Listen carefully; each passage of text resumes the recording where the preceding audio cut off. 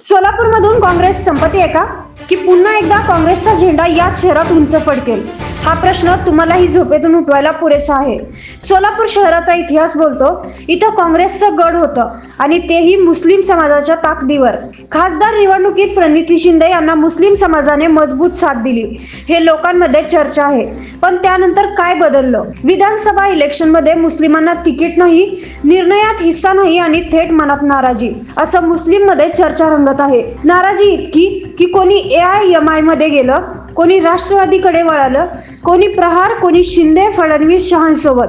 काँग्रेसचा हात सैल पडाला आणि गड हळूहळू ढासळू लागला. आता महानगरपालिका निवडणूक दारात उभी आहे आणि चर्चेची आग ही पेटली आहे. हे सर्व मुस्लिम नेते परत काँग्रेसमध्ये येणार का, फक्त निवडणुकीच्या हव्यासाठी, की काँग्रेस खरोखर त्यांना मान देणार आहे?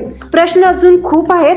फक्त कमबॅकची गेम आहे, की पडद्यामागे काही मोठं राजकीय समीकरण शिजतंय? मुस्लिम मतदार पुन्हा काँग्रेसकडे परत फिरतील का, की ज्याने दुर्लक्ष केलं त्याला आता धडा शिकवू असा मूड असेल? एक गोष्ट स्पष्ट, या निवडणुकीत मुस्लिम मतदारांनी कुणाचा हात धरला हे सोलापूरचं राजकारणच ठरवेल. जर काँग्रेसने सुधारणा केली, योग्य उमेदवार दिले आणि काम दाखवलं, तर सोलापूर म्हणेल काँग्रेस परत आली. नाहीतर ही निवडणूक काँग्रेससाठी शेवटची घंटाही ठरू शकते. बरं, आता तुमच्यासाठी थेट प्रश्न.